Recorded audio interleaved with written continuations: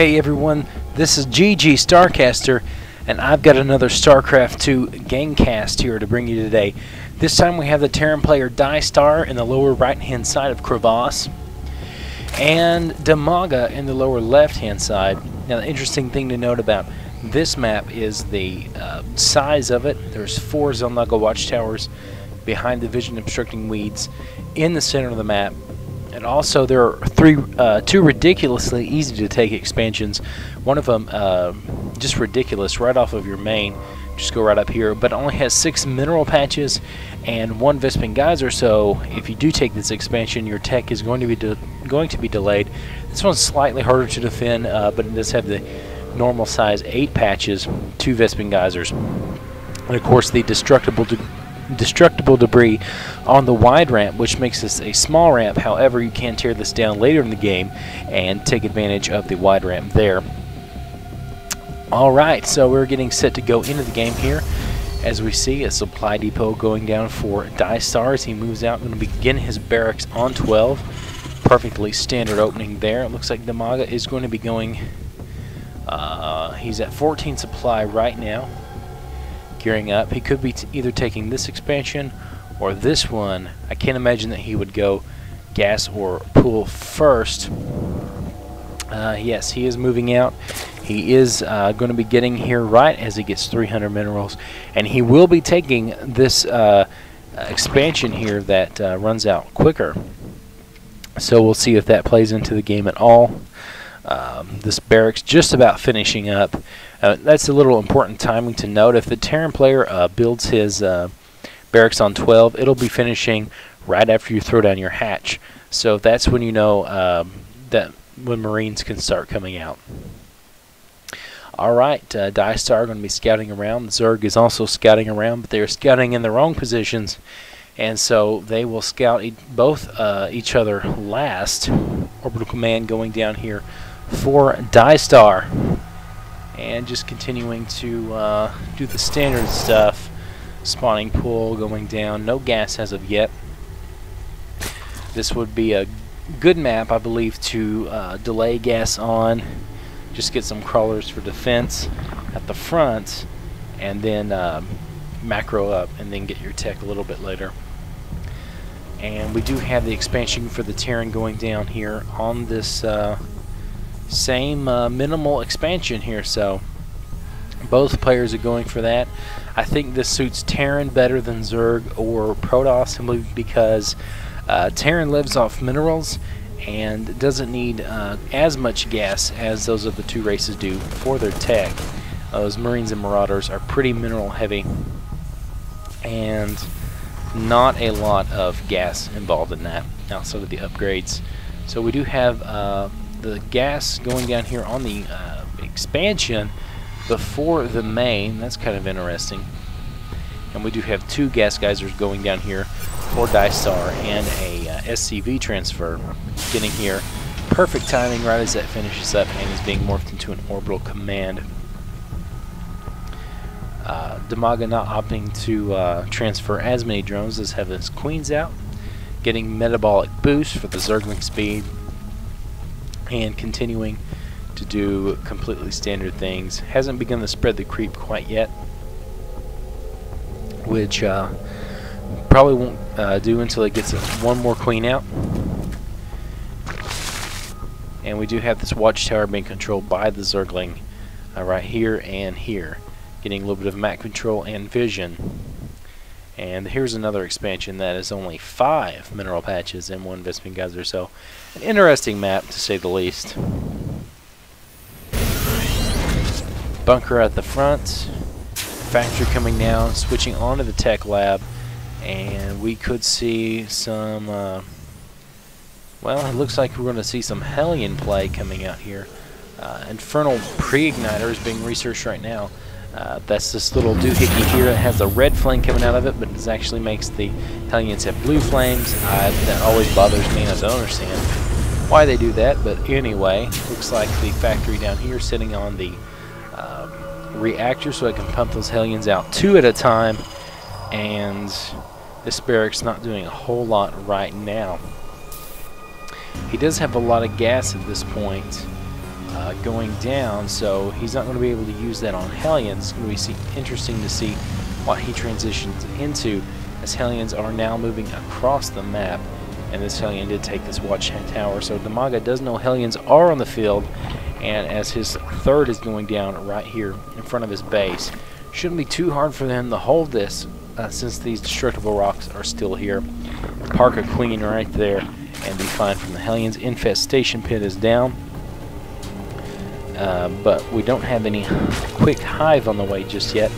Looks like he could be going for those infestors. He is getting pathogen glands, which increases the starting energy of the infestor.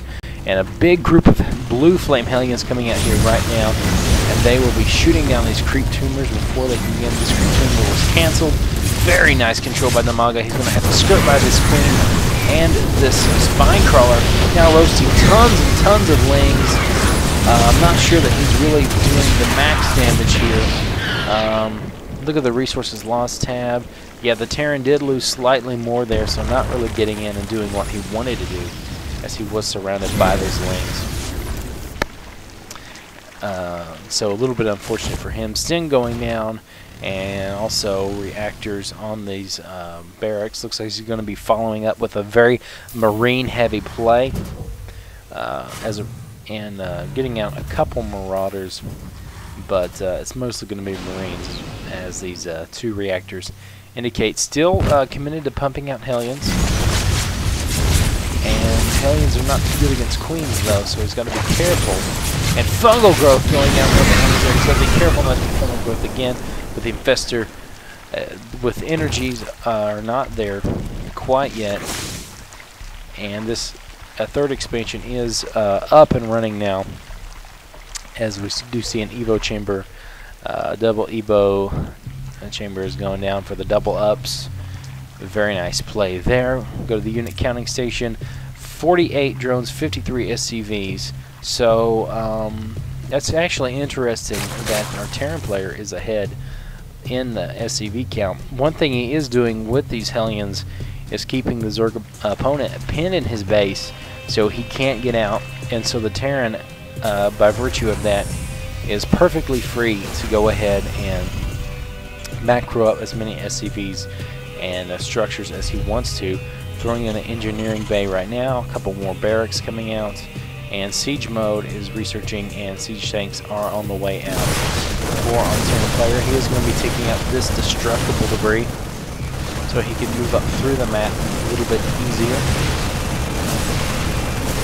and begin that slow push just over here to line up those tanks. If he can get his tanks on this ridge, secure this third, and really cut off this half of the map, great position. He wants to do that. And now the infestor is taking fire, but they're getting fungal growth and surrounded and destroyed by the lings. Nice play by Dimaga there. Although siege tank fire hitting the high ground, as these marines and marauders need to be careful that they're not fungal growth, as those marauders are very vulnerable since the patch 1.3 that added the plus damage to armored units for the fungal growth. Looks like we have +1 infantry weapons on the way. Another orbital command up at this expansion. And +1 is about to finish for the Zerg player, as well as Neural Parasite. That's very interesting. Possibly for if the player, our Terran player, Diestar, gets out some Thors or stuff like that later in the game, we can use Neuroparasite on those. Cause a lot of havoc. Combat shields going down right now, and more siege tanks on the way, and even another factory being built right here, so that's interesting as well. Looks like he's getting a reactor on his starport. Going to be pumping up medevacs. Looks like he's committed to this marine tank look, and I'm not sure how good that's going to do against this mass infestor play from Dimaga. I think Dimaga right now has a compositional advantage, as he is taking this fourth at this kind of a bare expansion. A small group of marines and marauders coming down here, and they're going to be surrounded by lings, stimming to get away. And they do just that, as Dimaga does not want to run into the siege tank fire. But I feel like Dimaga can just 10,000 lings. Diestar is talking about, and yeah, that is a lot of zerglings. How many is that? 24, 48. Oh wow, that is a lot of lings. That is 130. Okay, 130 zerglings. Not sure that's the best use of supply, but you know what? To each his own. I do have 1-1, and he does take out this Marauder up here. As long as these siege tanks stay in good position, Diestar should be alright. Ultralisks are now on the way, and as well as Zerg ground carapace level 2, chitinous plating, and melee attacks level 2. And the Marines are just 1-0 and soon to be 1-1. And vehicle weapons, the other ones also on the way. Poking with a Zergling there is Dimaga. This huge army here, I feel, has the advantage. But they got to be careful because these siege tanks can do a lot of damage to them. A few Marines coming down here to stem and seeing what they can pick off, if they can pick off anything. These siege tanks sieging up, taking out this Ultralisk, and now we'll be working on the Spine Crawler. But Dimaga's army is coming down and splitting Diestar in two. These siege tanks can't do anything about it. They're getting surrounded and taken out. Neuroparasiting these siege tanks here, killing them off, and an impressive pincher move by Dimaga there.